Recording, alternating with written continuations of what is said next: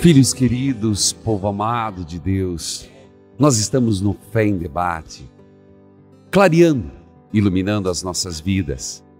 Já está chegando nossos estúdios, a quem agradeço de todo o coração. Frei Clodovis Boff, que vai nos orientar, ele é da Ordem dos Servos de Maria, graduado em licenciatura em Filosofia na Faculdade, Filosofia e Ciência e Letras Mogi das Cruzes, Teologia na Universidade Católica de Louvain e doutorado em Teologia da Universidade Católica, principalmente nos temas Métodos de Teologia, Pastoral, SEBS e Missão. Frei Clodovis Boff, muito obrigado por ter aceito o nosso convite. A palavra é sua. Muito obrigado, Padre Reginaldo. Estou aqui como teólogo e teólogo no serviço, ministério. Que serviço? Serviço de esclarecimento, de aprofundamento, de explicitação, de clarificação da própria fé. A fé precisa ser entendida para poder ser bem assimilada, para poder ser uma fé forte que enfrente as objeções, dificuldades, dúvidas, né? Portanto, o teólogo é um servidor da igreja, um servidor do povo, ajuda o povo a encontrar as razões de sua fé. São Pedro diz na sua carta: procurem dar a quem vos pede as razões de vossa esperança. Então, estou aqui para poder exatamente responder algumas perguntas que o Padre Reginaldo vai me fazer para exatamente dar as razões da nossa fé. Frei Clodovis, essa obra de evangelização é a partir disso que muitas pessoas mandam perguntas, questionamentos. E tem nos assustado no sentido chamado a atenção. Um fato. Sim. Que em meio a tantos problemas, às vezes vale de lágrimas, como diz o povo, de sofrimento, sim, tem aparecido perguntas constantes, sim, sobre cristologia. E, por exemplo, nós recebemos lá de Minas Gerais uma pessoa que diz: padre, ultimamente eu tenho entrado em crise, porque, de fato, Jesus é Deus? Sim. Bom, essa é uma pergunta que foi debatida durante séculos pela igreja e até hoje ela desafia o pensamento, desafia a nossa fé. Por quê? Porque Deus é invisível, Deus é transcendente, Deus é infinito, Deus habita a luz inacessível, diz a primeira carta a Timóteo. E como é que a gente diz esse homem que a gente vê, que a gente pode abraçar, que a gente pode também condenar à morte? Jesus é Deus. Está aqui a maravilha. É um mistério para a nossa mente, mas é uma maravilha para o nosso coração. Quer dizer, esse ser transcendente, inacessível, longínquo, se dignou por amor, por misericórdia a nós, se tornar visível, concreto, como diz São João, o Verbo se fez carne e habitou entre nós. Ou seja, Deus se fez homem na pessoa de Jesus. Então vejam, o mistério de Cristo ser Deus, de um homem chamado Jesus, filho da Virgem Maria, ser Deus, é o mistério do amor de Deus que se torna visível, que se torna um objeto que se pode abraçar, como Maria Madalena, que se pode beijar os pés, ou então como Judas, que se pode beijar por traição. Que maravilha! Nós precisamos de visibilidade, porque nós temos olhos, nós temos corpo, nós somos seres simbólicos. Então Deus condescendeu, eis a palavra, condescendeu, baixou até o nosso nível para se tornar visível. Então só Deus podia fazer essa maravilha, né? Deus, sem deixar de ser Deus, como diz São Paulo, na carta aos Filipenses, capítulo 2, sem deixar de ser Deus, porém esvaziando-se de sua glória, fazer-se homem como nós, para ser visto, para ser adorado e para ser querido. De modo que, vendo a humanidade de Jesus, a bondade de Jesus, os milagres de Jesus e, sobretudo, Jesus ressuscitado, o corpo glorioso de Jesus, é o tempo de Páscoa agora, nós possamos então, como Santo Tomé, dizer: meu Senhor e meu Deus. Olha que maravilha, meu irmão. A divindade de Jesus, declarada em Nicéia 325, de maneira clara, mas já está nos evangelhos, né? De maneira muito clara, é realmente o fundamento da nossa fé cristã. Quem não acredita nisso se exclui da igreja, já não é mais cristão. Cristão é aquele que diz: Jesus é Senhor, Jesus é Deus, Jesus é meu Salvador. Frei Clodovis, aqui tem a Nádia Camargo. Se o senhor sentir que já respondeu, sinta-se à vontade. Mas ela pergunta lá de Toledo: Padre, Jesus e Deus é a mesma pessoa? Certamente. Jesus e Deus não são duas coisas como queria Nestório, um patriarca de Constantinopla, que foi o chefe de fila de uma heresia chamada nestorianismo. Ele dizia que tinha dois Jesus, um que era Deus e outro que era homem. Portanto, Maria não era Theotokos, mãe de Deus, mas Christotokos, mãe de Cristo. Do Rio de Janeiro, Nenzinha. Oi, Que Deus abençoe, filha. amém. Você fala? Do Rio de Janeiro. Qual sua pergunta, minha querida? Meu amor, eu acabei de ouvir essa resposta do bispo, eu acho que já deu mais ou menos a minha resposta. Se Jesus é filho de Deus, por que ele é chamado filho do homem? Se Jesus é filho de Deus, É. porque é chamado filho do homem. É. Muito obrigado, Nenzinha. Você gosta do programa? Padre Reginaldo, eu não gosto, eu amo. Amém. O programa é lindo, tem que ser todos os dias. Um grande abraço, querida. Paz de Jesus para você. Frei Clodovis. Sim. Jesus é uma pessoa única, porém que, digamos, tem dois registros, né? Que a teologia chama natureza. A natureza divina, por isso ele é Deus. Como a natureza divina ele é infinito, ele é eterno, ele é onipotente, misericordioso e bom, como o Pai e o Espírito. E natureza humana, portanto, ele é como nós.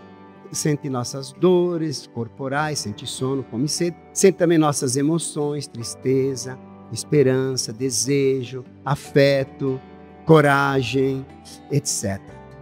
Porém, é uma só pessoa, porque é a pessoa divina de Jesus que unifica esses dois registros. É como um pianista que tem duas mãos e que toca com a mão de cima a melodia e com a mão de baixo o acompanhamento. Digamos, a mão de cima é a melodia divina que nos abraça e a mão de baixo é o acompanhamento humano que sustenta, que apoia a natureza divina. Mas é um só ser, um só pianista, o pianista divino que é Jesus, que toca essa melodia do amor, essa melodia da salvação. Frei Clodovis, eu tenho uma pergunta. Aqui pergunta Padre Reginaldo. Sim. Que eu acho que eu não respondi a contento Sim. as pessoas que me perguntaram. Sim. Por que Nossa Senhora é chamada Mãe de Deus? E por que não é mãe do homem? O senhor estava, inclusive, indo por essa linha. E essa pergunta me aparece, se não toda semana, pelo menos uma vez por mês. São nossos irmãos evangélicos, sobretudo os crentes, que têm dificuldade em entender Maria, Mãe de Deus. Eles recusam, inclusive, esse título. Contudo, precisa saber que é um título conciliar, dogmático, declarado em Éfeso por toda a Igreja em 431, que Maria é Dei Genitrix, geradora de Deus, Mãe de Deus. Por quê? Porque Jesus é uma só pessoa, a pessoa divina dele, que tem esses dois registros, como eu acabei de falar, natureza humana, portanto, sente nossas emoções, filho de Maria, natureza divina, grande como o Pai, filho do Pai, filho de Deus. A questão da pessoa não é uma questão de ser apenas mãe de uma natureza, é ser mãe de uma pessoa. Tua mãe é mãe de todo você, de corpo e alma, dos seus olhos, do seu coração, dos seus sentimentos. Não é só mãe do seu corpo, de modo que sua alma é criada por Deus. Todo você é criado por Deus, corpo e alma, através de tua mãe. Deus comunica a tua mãe e teu pai o poder de gerar. Assim, Maria é pessoalmente mãe de Jesus, portanto é mãe do todo Jesus, mãe de Deus. Embora como Deus, Jesus seja também filho do Pai.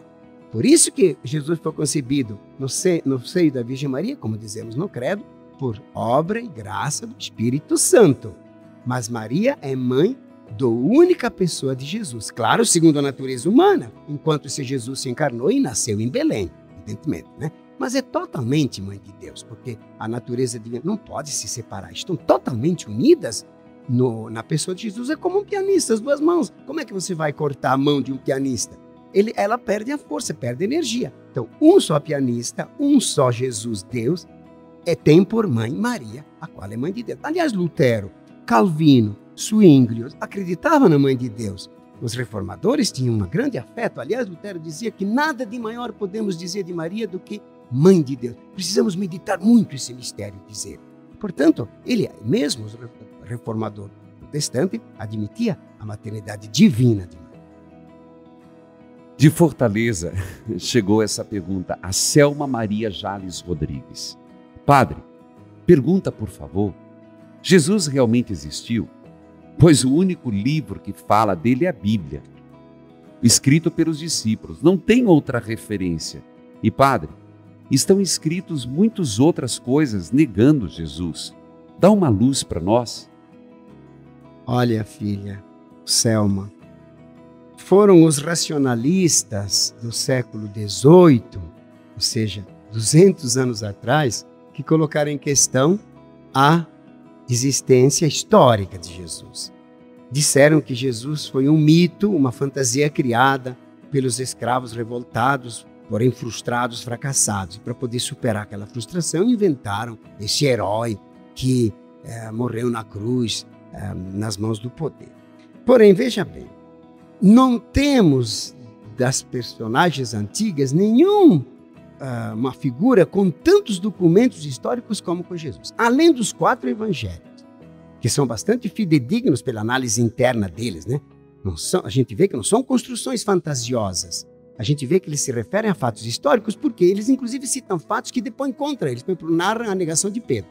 Não é muito elogioso para Pedro, né, ver-se como um discípulo querido de Jesus e, no entanto, que na última hora, na hora da paixão, deu para trás. Mas, no entanto, são tão realistas que não podem negar esse fato e dizem que Pedro negou. Inclusive, todos eles que foram autores do evangelho dizem que fugiram, quer dizer, deporia contra ele. Se fosse fantasiado, eles teriam tirado essa parte. Segundo, tem outras fontes fora os evangelhos, chamadas extra-bíblicas, que falam de Jesus. Por exemplo, tem o Talmud dos judeus, que é um comentário da Bíblia, né, que também fala de Jesus. Diz que esse homem blasfemou e levou Israel para a feitiçaria, porque eles interpretaram assim a sua reivindicação de filho de Deus. O historiador romano Tácito também fala de Jesus. Ele fala que teve um tal de Crestos, um Cristo, que levou o povo à revolta e que foi então executado por Pôncio Pilato.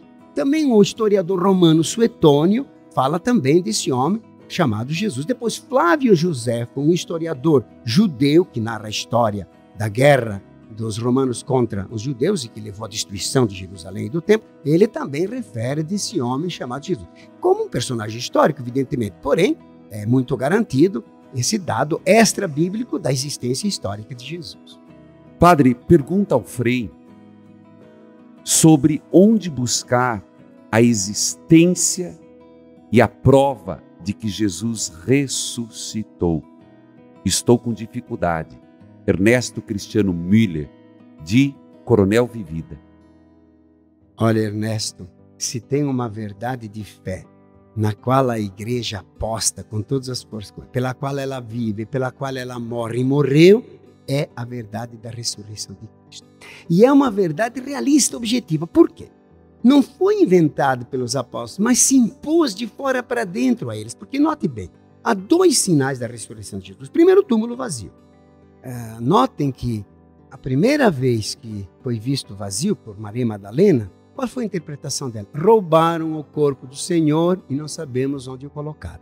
Aí Pedro e João, as carreiras, vão lá também para ver onde é que colocaram o corpo do Senhor, porque eles também não têm a ideia da ressurreição. Todos eles acham que Jesus morreu e se acabou. Inclusive passaram o sábado descansando, preparando os ungüentos para poder pelo menos manter o corpo de Jesus, conservar como ninguém imaginava que ele... Só talvez Maria, talvez não, certamente, porque ela sempre acreditou na palavra de Jesus, e ele tinha dito, ao 3º dia ressuscitarei, né? Portanto, ela não precisou de nenhum sinal, porque ela já acreditava. Portanto, quando viram o túmulo vazio, interpretaram diferentemente. Depois, quando viram, então, Jesus aparecendo contra as suas expectativas, porque sempre que ele aparece, acham que é um fantasma, não pode ser, Jesus tem que provar comendo um pedaço de mel, sendo tocado, mostrando as chagas, etc., que eles então cedem e acreditam. Ou seja, a ressurreição de Jesus não foi criada pela fantasia deles, porque a fantasia não estava esperando nada. Nunca tinha sido visto um homem ressuscitado antes de Jesus. Tinha sido, sim, visto um homem revivificado, como, por exemplo, Lázaro. Mas isso não é ressurreição de maneira clara, porque a ressurreição é viver uma vida gloriosa, divina e imortal, de modo que só tem Jesus que é ressuscitado. E, em segundo lugar, depois Maria, através da Assunção ao céu, né? Portanto, era a primeira vez na história que olhos humanos viam um ser que tinha voltado da morte glorioso como ele apareceu, por exemplo, lá na Transfiguração no Tabor, né? De modo que ela se impôs de fora para dentro. Eles tiveram que engolir goela abaixo, de certa maneira, esse fato da ressurreição. E Jesus insistia tanto, sou eu, toquem, vejam, o que eu devo fazer para mostrar que eu estou vivo, né? E acabaram então, na verdade, depois se convenceram. E depois, veja, como disse Pascal, se fosse uma invenção, se eles tivessem combinado entre eles iam enfrentar a morte, eles iam enfrentar os interrogatórios, iam enfrentar a tortura, como enfrentaram, por amor dessa verdade, para afirmar essa verdade. Pedro, mesmo dentro do Sinédrio, que tinha proibido a ele de pregar, que Jesus tinha ressuscitado, disse, nós não podemos negar que nossos olhos viram, o que nossos ouvidos escutaram, que ele ressuscitou. Bateram neles, eles continuaram pregando na praça. Quer dizer, foi um fato tão forte que derrubou todas as resistências e todas as dúvidas e que se mantém até hoje vivo e pelo qual a igreja vive e morre e ressuscita com Cristo ressuscita. Pois não, Margarida, qual sua pergunta, querida? Padre Manzotti, é que eu tenho assim, uma curiosidade de saber. O primeiro homem criado por Deus foi Adão, certo? Certo. E a primeira mulher, Eva, feito da costela do Adão, certo? E Deus disse crescer e multiplicai. E os dois tiveram 3 filhos homens, não é isso? Como se propagou então a família, padre? Tá certo, Margarida. Obrigado por ter ligado. Um grande abraço, viu? Grande falar com você. Você não imagina quanta maravilha você já fez na minha vida. Amém, para a honra de nosso Senhor. Todos os dias, ouço a Dom Bosco o dia inteiro. Todo dia, né? Deus seja louvado. Estamos na semana que vem, na Semana da Unidade dos Cristãos, não é? Uhum. Então, Frei Clodovis, o senhor faria a gentileza de responder a Margarida? Olha, Margarida, aqui se trata de um problema de hermenêutica, dizem os entendidos, ou seja, de interpretar, né? O que devemos interpretar? As primeiras páginas da Bíblia, do livro do Gênesis, capítulo 1, 2, 3, 4, 5, onde Adão e Eva foram criados por Deus, depois pecaram, depois do paraíso, tiveram os filhos, e depois, então, a raça humana se propagou. Tu pergunta, com quem casou os filhos de Adão e Eva? Caim, Abel, etc. Com as irmãs? Mas a Bíblia não fala nada. Mas como casar com a irmã? Não é um pouco estranho isso? Etc. Olha, interpretar essa parte significa não tomá-la ao pé da letra como fatos históricos tal qual aconteceram. Tem coisas que aconteceram, evidentemente, porém, sob uma forma mais imaginativa, sob uma forma parabólica, como se fossem parábolas. Porém, claro que teve um primeiro casal humano, claro que eles tiveram filho. Porém, tem que entender agora no sentido de uma família grande, uma família extensa, como uma espécie de clã, como uma espécie de tribo grande, né? E ali dentro da tribo grande, foram os primeiros pais da humanidade, é que as relações se fizeram, evidentemente, né?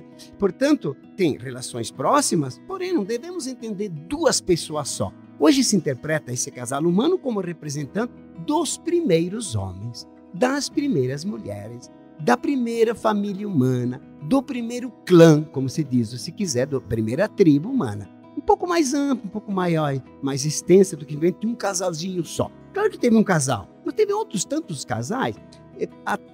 A ciência hoje fala do monogenismo, quer dizer, a humanidade nasceu de um só casal. Ou então poligenismo, nasceu de vários casais. Cientificamente, dizem que é mais provável que tenha nascido de vários pontos de início, de vários casais assim, mais ou menos no mesmo tempo, porém a distâncias várias. O primeiro talvez na África, o segundo na África do Norte, mas certamente o primeiro é na África. Adão e Eva eram africanos, eram de certa maneira negros, nós devemos muito à África, né? São os pais da humanidade, mas ao mesmo tempo em outros cantos deve ter nascido também seres humanos que depois se desenvolveram e se encontrando, se multiplicaram. Isso se chama poligenismo. Pio XII, numa encíclica, Humani Generis, dizia que não se pode defender o monogenismo, o poligenismo, desculpa, porque diz como é que então o pecado original pode se transmitir a todos se tem vários casais. Mas hoje em dia os teólogos respondem que tem que entender exatamente o casal humano como um coletivo, como um clã, como vários casais. E é ali dentro que se deu a confusão, e é ali dentro também que se deram as relações, e é ali dentro também que se deu a herança do pecado original sobre todos nós, para todos nós, entendeu? Mas em nada isso fere que Deus criou o homem. Não, de jeito nenhum. Só para responder para Margarida. Não, Deus criou o homem, porém Deus se serviu das causas segundas, do clima, de espécies anteriores, como hoje ele utiliza papai e mamãe para me criar, não é? Então Deus, causa transcendental, divina, suprema, utilizou também Jesus, o corpo de Jesus, para nos abraçar, para nos se dar em comunhão, não é verdade? Então também ele utilizou Adão e Eva para nos criar, de modo que somos filhos de Deus e filhos também de Adão e Eva, como dizemos. Frei Clodovis, aqui o Diego, de Patos de Minas, ele diz assim: padre, é um jovem, viu? O jovem participa muito aqui. Eu gostaria muito que o senhor me esclarecesse uma questão. Não que eu não acredite na divindade de Jesus, mas somente para que minha fé seja mais lúcida e forte. Porque em várias passagens, Jesus se refere a Deus como outra pessoa, como seu Pai, e não como a si mesmo. Por favor, diz ele aqui, me responda essa pergunta. Olha, Diego, sempre que no Novo Testamento tu lê a palavra Deus, como mostrou um grande teólogo, um dos maiores do século XX, Karl Rahner, um alemão, sempre que tu lê Deus, praticamente sempre, mas não sempre, digamos, na maioria quase absoluta, é sempre Deus Pai. Sempre Deus Pai. Por exemplo, a graça, como se diz, por exemplo, Filho de Deus. Quem é esse Deus? Deus Pai, evidentemente, né? É um termo reservado, assim, o vocabulário, linguisticamente, para o Pai. Quando fala de Jesus, é muito raro, só 5 vezes, e nem muito claramente, que se refere a Jesus, a palavra Deus. Por exemplo, dizia o verbo era Deus. Ou quando Tomé diz meu Senhor e meu Deus. Ou quando Paulo diz em Romanos que Jesus veio dos patriarcas e ele é Deus bendito pelos séculos, né? 3 vezes. Depois, na primeira carta de São João, diz o Deus verdadeiro, falando de Jesus. Tem mais uma vez ali em Timóteo. Só 5 vezes. Depois tem centenas de outras vezes que fala Deus assim, sem acrescentar nada. É sempre o Pai do nosso Senhor Jesus Cristo. Porque no mundo antigo, sobretudo para o judeu, Deus era o Pai, era Javé. E Jesus quem era? Nunca dizia, eu sou Deus. Jesus nunca dizia isso. Eu sou filho de Deus. Mas claro que os cristãos refletindo, né, dizem assim, filho de Deus deve ser Deus. Filho de peixe, peixe é. Filho de gente é gente. Né? Filho de um gato é gato. Então Jesus, sendo filho de Deus, também é Deus. Mas sempre Deus Filho. Enquanto que esse Deus é Pai. Então, ele é divino, mas não só, como dizem nossos irmãos, né, neocristãos, que são, por exemplo, os testemunhos de Jeová. Eles dizem Deus é divino. Também os jovens da universidade dizem Jesus é divino. Não. Ele é filho de Deus e é Deus junto com o Pai e o Espírito. No Novo Testamento, precisa ficar claro, como era no começo da igreja, e a maioria dos cristãos eram judeus, não era comum falar a palavra Deus para outra pessoa que não Deus só, Javé, um único. Jesus, que era Deus, era chamado Filho de Deus. De fato, como eu disse, só tem 5 alusões de Jesus Deus, ainda mais ou menos indiretas, não são tão claras. Na boca de Jesus mesmo nunca se diz, eu sou Deus. Ele diz, eu sou Filho de Deus. Ou eu e o Pai somos um. Né? Bem, esse negócio de dizer Jesus é Deus foi uma dedução lógica, coerente, com o dado da fé, posterior da igreja. Levou 200 anos até o concílio de Nicéia, onde Jesus foi declarado consubstancial ao Pai, é aquele termo que usamos na missa, né? Quer dizer, da mesma substância, da mesma igualdade, isso é Deus de Deus, luz de luz, Deus verdadeiro de Deus verdadeiro, né? Levou, portanto, mais de 200 anos para a igreja ter bem claro aquilo que estava no Evangelho vivido já, porém, como uma semente latente. Isso é, Jesus é Deus junto com Deus Pai. Portanto, Jesus está no mesmo nível que Deus, não está abaixo. É o Deus que se encarnou, é o Deus presente, é o Deus humanado, é o Deus feito filho da Virgem Maria. Mas, querido irmão, essa questão mais do que teológica é uma questão existencial. Mas que bom que Deus está perto de nós. Que bom que eu posso tocar nele. Se Deus tivesse ficado só Deus lá em cima, sem ter sido encarnado, a gente se sentiria órfão, a gente se sentiria distante, a gente se sentiria assim, não aconchegado, não abraçado, não querido, não amado. Mas quando temos um Deus feito criança que se pode pegar nos braços, que se pode beijar, ou feito um homem que se pode abraçar, né? Como é bom. Quer dizer, o fato de Deus se tornar homem, de manter a sua divindade, é o mistério do amor dele. E é também uma verdade que desafia a nossa inteligência, né? Por isso que quando nós dizemos Jesus é o Filho de Deus, é a mesma coisa que dizer Jesus é Deus. E nisso consiste a nossa fé. Se você não confessa isso e diz apenas Jesus é um grande homem, Jesus é um herói, Jesus é um semideus, é um super-homem, ainda tu não está confessando a fé em Cristo. É a confissão de Pedro. Qual foi? Tu és o Messias, o Filho do Deus vivo, portanto Deus com Deus. Talvez já esteja respondido, mas só para dar uma satisfação, o Darkson Brito diz assim: partindo da Bíblia, não encontramos nos evangelhos de Mateus, Marcos, Lucas, Jesus dizendo ser Deus, e sim, como Filho do Altíssimo, Filho do Homem. Em João, ele declara que ele e o Pai são um, mas que o Pai é maior do que ele. Me ajude a entender. O Darkson, Deus se adapta a nós. É como a água que toma a cor da garrafa, né? Se a garrafa é verde, a água fica verde. Se a garrafa é vermelha, a água fica vermelha. Então, Cristo se adaptou à nossa linguagem. Aquele povo mais humilde dos apóstolos, do povinho lá de Israel, que todo dia, uma ou pelo menos 2 vezes, dizia Shema Israel, Adonai Elohim Errad. Você escuta, Israel, só tem um Deus, o Senhor, Javé. Todo dia dizendo, Jesus não podia dizer eu sou Deus, porque chocava muito o ouvido. Ele disse, sou filho de Deus, para ajudar aquele povo a pouco entender que Javé, Deus, tinha um filho, e como diz Paulo, depois em Gálatas, e tinha mandado o seu filho para abraçar o mundo e salvá-lo. Então foi uma adaptação que Jesus usou, não se dizendo Deus, porque o povo não estava ainda maduro para entender isso. Tivemos que 200 anos de esperar para então, amadurecendo, refletindo, dizendo, não, esse homem realmente era o rosto de Deus voltado para nós. Era a mão de Deus, era Deus mesmo nos abraçando e nos salvando. Então é uma questão de adaptação, né, da misericórdia de Deus que se adapta à nossa linguagem. É só isso. Frei, algumas perguntas.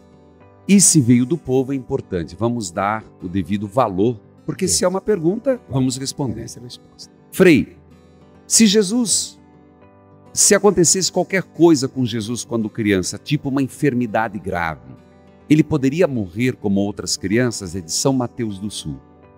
Certamente, Jesus era como nós, passível de tudo que nós sofremos, menos numa coisa, como diz claramente a carta aos Hebreus, e a igreja repete, história fora, né? Menos no pecado, porque não podia pecar. Deus era a santidade, Deus era a bondade, o amor, Deus era o sumo bem, o bem puro, não podia pecar. Porém, sofrer, ficar doente, inclusive morrer, Herodes não ameaçou Jesus. O que teve que fazer São José? Com Nossa Senhora, fugir para o Egito para salvar da ameaça de morte, ele era vulnerável. Quantas vezes o povo judeu quis apedrejar Jesus, matá-lo? Os próprios nazarenos quiseram precipitá-lo lá debaixo do abismo, né, para matar Jesus. Porém, ele se salvou, mas podia, evidentemente, ter sido morto. De fato, foi na cruz. Quando ele morreu na cruz, inclusive, está vendo, tu não é Deus nada. Se tu fosse Deus, desce da cruz, te salva os outros. Mas Jesus quis cumprir o plano do Pai, morrer na hora certa, porque ele disse, não chegou minha hora. Não chegou minha hora. Quando Deus decidiu, aliás, como nós também, nós não sabemos, mas nós também temos a hora da nossa morte nos planos de Deus. Isso não é que estamos determinados assim fatalisticamente, que devemos abusar, então, não é a hora, então podemos entrar em situações de perigo. Então Jesus também só morreu quando o Pai decidiu, mas podia ter morrido antes se o Pai tivesse decidido isso. Padre, pergunta para o Frei, Maria José de Mato Grosso. Ela diz assim, estamos acompanhando o programa, estamos adorando este programa, mas eu tenho uma dúvida. Nossa Senhora foi escolhida e era prometida de São José. Ela podia ter dito não a Deus? Olha, Nossa Senhora, como nós, era uma mulher livre. E o que é ser livre? A capacidade de dizer sim e a capacidade também de dizer não. Porque se só diz sim ou não, não é livre. Livre é isso. Portanto, sendo livre, ela podia dizer não, mas disse sim. É por isso, minha querida Maria José, você que tem o nome de Maria e tem o nome do namorado, do noivo dela e também do esposo, porque depois foi o companheiro de vida dela, né? Por isso que ela foi grande, que podendo dizer não, disse sim. E disse um sim rotundo e pleno. Não é como o nosso sim, sim, mais. Porque em geral os profetas, quando são chamados na Bíblia, né, para uma missão, dizem sim, Senhor, mais. Até Isaías, o grande, diz, mas eu sou um homem de lábios impuros. Moisés diz, mas eu não sei falar como o padre Manzotti, etc. Né? Mas eu, etc. Jeremias diz que eu sou uma criança.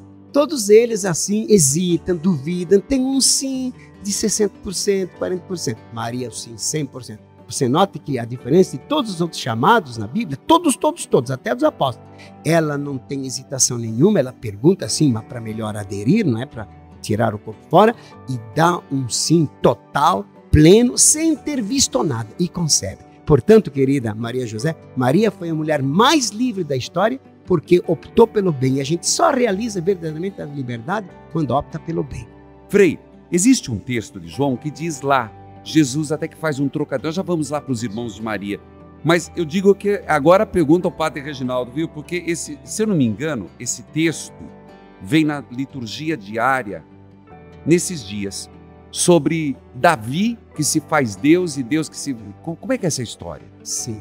Bom, é uma referência ao Salmo 109, que é o salmo mais messiânico na tradição judaica.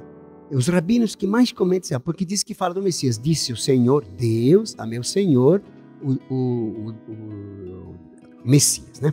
Então Jesus retoma esse texto, que era muito conhecido pelos rabinos e pelo povo naquele tempo, para dizer como é que Davi o chama de Senhor, quando na verdade ele é filho de Davi. Como é que ele é filho de Davi ou é Senhor de Davi? Jesus colocou essa pergunta para os fariseus, eles não souberam responder. Então Jesus também diz, eu também não vou responder se eu venho do céu, eu venho da terra, se eu sou, onde é que aprendi aquilo que eu sei. Dá para matar essa charada no seguinte sentido, Jesus como homem, naturalmente, é filho de Davi, porque nasceu da família de Davi, Maria era da família davídica, né? Era de sangue de Davi, era uma família real. Portanto, como homem, ele era filho de Davi, descendeu dessa família antiga que viveu 1000 anos antes de Cristo. Agora, como Deus, evidentemente ele é Senhor de Davi, né? É Senhor, é Deus, ele é Salvador de Davi. Davi, inclusive, se prostra diante dele, profetiza sobre ele, né? Então, ele é ao mesmo tempo filho como homem e ao mesmo tempo Senhor como Deus. Frei Clodovis, algumas perguntas. Perguntas sobre Nossa Senhora. Vamos àquela dos irmãos. Os irmãos de Jesus e suas irmãs vivem entre nós.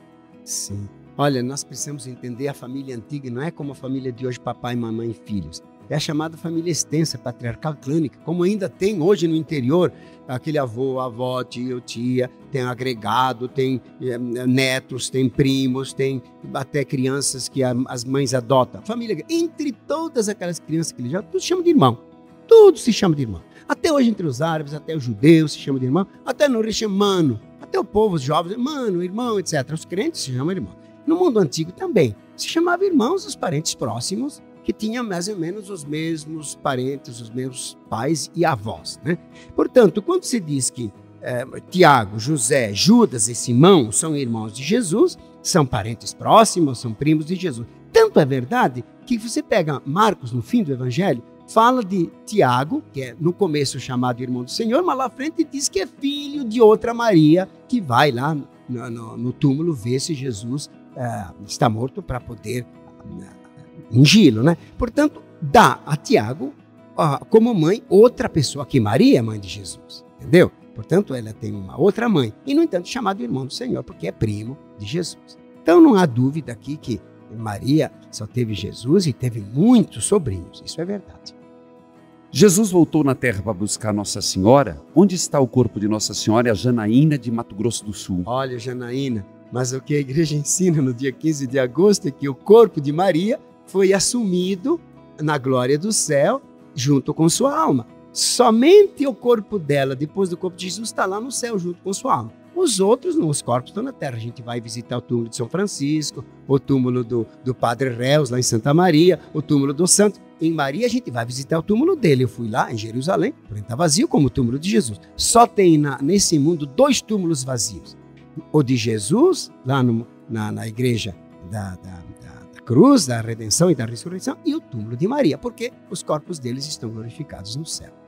Frei Clodovis, nós estamos no final, o que para nós causa tristeza, porque beber desta fonte, olha, foi um dos melhores programas que eu fiz até hoje. Que bom, muito obrigado. Frei Clodovis, para quem quer aprofundar O senhor poderia sugerir alguns livros? Tem muitos livros, mas algum que o senhor indica sobre esse tema, cristologia? Olha, meus irmãos, minhas irmãs, para terminar esse nosso colóquio, eu vou indicar alguma coisa. Lembro um oficial, um general, que pediu a São Gregório Magno, um grande papo, doutor da igreja, livros para aprofundar a fé. Ele disse: meu filho, não fique com a palha, pegue o grão. Qual é o grão? As Sagradas Escrituras. O resto tudo é palha. Palha não é para botar no fogo, é para proteger aquele grão. Então a teologia que a gente faz, os outros escritos, até o livro do Papa, é só palha para proteger o grão da verdade e da fé que a gente encontra onde? Querido, querida irmão, se encontra nos evangelhos, os livros mais lindos, mais profundos, mais luminosos, nos evangelhos. Porém, tem que ser lido assim, lentamente e mastigando, ruminando, como diz Santo Agostinho, e toda a tradição da igreja, né? Meditar, ruminar, como Maria, repassando no seu coração as palavras do evangelho, lentamente, só uma palavra, só uma frase, porque não se trata só de compreender e amar essa palavra, e depois, evidentemente, vivê-la. Bom, mas depois dessa introdução de elogio, de louvor às Sagradas Escrituras, e nisso nossos irmãos crentes às vezes são provocação para nós, são instigação para nós, porque eles amam realmente as palavras de Deus. Às vezes de maneira um pouco fanática, tá certo? Mas é preferível isso do que a nossa preguiça e o nosso desinteresse pela palavra de Deus, muitas vezes. Porém, depois dos evangelhos, naturalmente, tem alguns livros do Catecismo da Igreja Católica. Porque ali a verdade é sólida, é a tradução daquelas verdades do Evangelho adaptadas aos tempos, enriquecidas pela tradição, meditação, vivência, reflexão da Igreja, né? E no Catecismo da Igreja Católica tem um compêndio que é menorzinho, um resumo com pergunta e resposta. Poucas, porém, como joias, brilhantes, maravilhosas e iluminadoras. Você pode fazer uma boa aprofundada. Eu quero agradecer, Frei Clodovis, muito obrigado pela sua presença. Ficamos lisonjeados e edificados com a sua partilha de conhecimento. Obrigado, fico feliz em ter participado desse programa do Padre Manzotti. Parabenizo pela sua extensão, pelos efeitos maravilhosos e pelo amor que ele está suscitando no povo de Deus, pela sua santa palavra, pela fé e, sobretudo, pelo nosso amado Salvador, nosso Senhor Jesus Cristo. Muito obrigado. Filhos queridos, Deus os abençoe. Evangelizar é preciso!